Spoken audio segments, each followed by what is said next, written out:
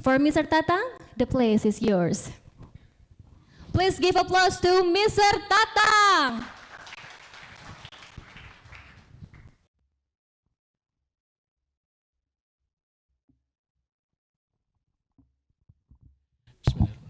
Assalamualaikum warahmatullahi wabarakatuh.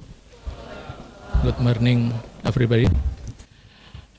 Yang terhormat kami sampaikan kepada Ibu Vivi. Alhamdulillah ketemu di sini Ibu. Pak Sugeng Santoso, Chairman. Terima kasih. Mr. Pak, Mr. Arifianto, terima kasih. Ladies and gentlemen, maybe I have to speak in Indonesia because our audience many lot of Indonesian. Diizinkan Pak Sugeng Santoso untuk menyampaikan dalam bahasa sehingga kami bisa menyampaikan secara jelas deliver dari arahan dari Pak Menko agar teman-teman jaringan cyber bisa memahami kemana arah daripada Menko Pangan dalam pemerintahan Pak Prabowo. Mohon berkenan Pak Ketua. Yang pertama kami menyampaikan permintaan maaf dari Pak Zulkifli Hasan, Pak Menko Pangan yang tidak bisa hadir dalam acara pagi hari ini karena ada beberapa kegiatan dan juga akan ada rapat terbatas sehingga beliau harus menyiapkan beberapa schedule dan agenda. Atas nama Menko Bidang Pangan, Menko Bidang Pangan adalah satu kementerian baru di pemerintahan Pak Prabowo, sehingga kami sangat terhormat diundang oleh Pak Sugeng, sehingga kami ingin menyampaikan secara jelas apa visi misi kami. Pak Teguh Santoso, mohon maaf.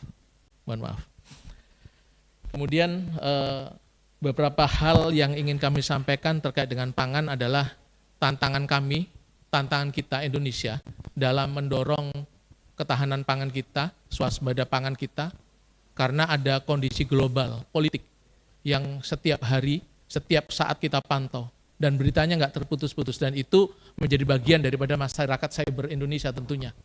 Perkembangan dunia yang ada di Israel, yang ada di Ukraina, apa yang terjadi di Amerika, apa yang terjadi di Tiongkok, apa yang terjadi di ujung dunia sana pasti menjadi perhatian dari masyarakat cyber Indonesia. Dan tidak lebih nanti akan saya sampaikan beberapa hal yang ada kaitannya dengan Korea.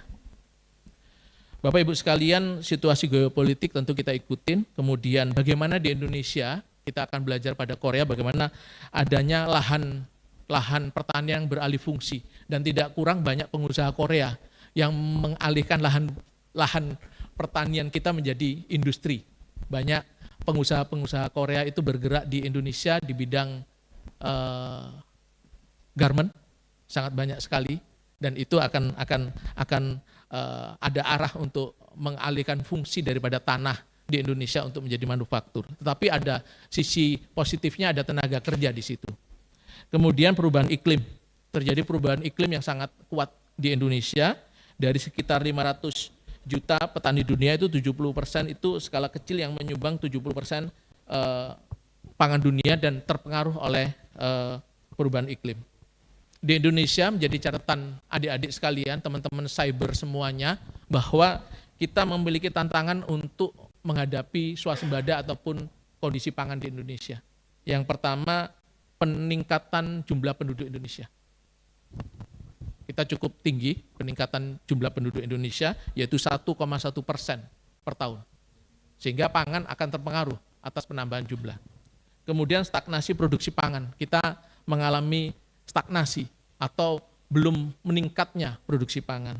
Kemudian juga adanya ketergantungan terhadap impor, di mana nanti ke depan dengan adanya arah dari Presiden Republik Indonesia untuk swasembada pangan, yang awalnya 2028, di mana di beberapa event internasional, Presiden Prabowo menyatakan swasembada pangan kita bukan di 2028, bisa turun di 2027. Sehingga hanya butuh waktu 3 tahun ke depan, kita memiliki mimpi untuk swasembada pangan. Dan itu harapan kita semua rakyat Indonesia. Dan mohon itu juga menjadi concern daripada teman-teman masyarakat cyber. Kemudian kita juga memiliki 16% kabupaten kota yang rentan atas pangan. Bagaimana juga alih fungsi tadi yang saya sampaikan, dari hutan, dari sawah beralih kepada satu sektor di luar pangan. Kemudian terjadinya degradasi kualitas lahan karena terlalu sering diberikan pupuk anorganik, itu menjadikan lahannya tidak kuat, tidak baik lagi untuk ditanami, sehingga perlu dilakukan suatu revitalisasi lahan dengan akibat penggunaan pupuk. Kemudian masih adanya potensi, kita nyebutnya potensi karena banyak lahan di Kalimantan, di Papua yang harus kita olah menjadi produksi pangan, dan kita sudah mulai itu di Merauke. Kemudian bagaimana masih rendahnya kesejahteraan petani, nelayan, dan juga petambak kita, masih rendah dia kesejahteraan, sehingga akibatnya masyarakat ataupun Gen Z ataupun anak-anak muda kita itu berkurang minat untuk menjadi petani. Mungkin senang menjadi wartawan, senang menjadi masyarakat cyber gitu ya.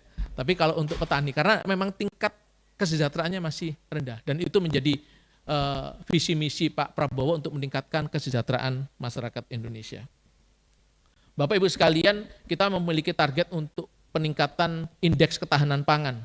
Jadi bagaimana Indonesia itu akan tahan terkait dengan tantangan-tantangan tadi untuk tetap bisa mempertahankan atau tetap bisa mendistribusikan, menjamin ketersediaan pangan kepada masyarakat Indonesia. Itu menjadi visi daripada kantor Menko Pangan.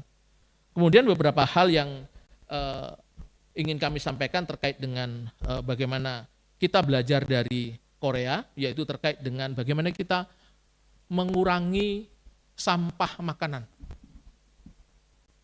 Kita pasti di hidup kita sehari-hari pasti akan ada sampah makanan, dan Indonesia tertinggi. Tetapi Korea terendah. Sangat rendah sekali sampah yang dihasilkan oleh masyarakat Korea, dan kita akan belajar. Kita akan belajar bagaimana Korea bisa mengembangkan teknologinya dan juga budayanya agar bisa mengurangi sampah yang ada di Korea. Indonesia itu paling tinggi di 115 sampai 184 kg per kapita. Itu yang kita akan turunkan mengikuti yang ada di Korea. Kemudian bagaimana kita nanti mengembangkan terkait dengan Good Agriculture Practices, GAP. Kemudian bagaimana kesuksesan Korea tadi untuk mengelola food waste, kita akan dorong juga untuk kita kembangkan. Juga bagaimana kita nanti pengelolaan hulu ke hilir komoditas rumput laut, seaweed. Kalau Korea itu pasti seaweed. Itu yang akan kita tiru dan akan kita kembangkan di Indonesia, karena laut kita sangat luas sekali, sehingga ke depan seaweed akan menjadi komoditas yang akan ada kaitan dengan Korea yang akan kita kembangkan. Kita akan kembangkan rumput laut, bisa kita hilirisasi, kita sampai olah pada kosmetik. Kalau adik-adik sekalian, Bapak Ibu sekalian, seaweed, rumput laut itu kalau kita kembangkan teknologinya bisa sampai ke kosmetik. Sehingga tidak ada lagi kosmetik yang mengandung merkuri, yang kemarin viral untuk dikenakan sanksi. Sehingga ke depan optimalisasi pangan di Indonesia, diversifikasi pangan Indonesia, dan hilirisasi pangan Indonesia menjadi visi dari Presiden Republik Indonesia dan akan dilaksanakan oleh kantor Menko Pangan. Demikian, terima kasih. Assalamualaikum warahmatullahi wabarakatuh.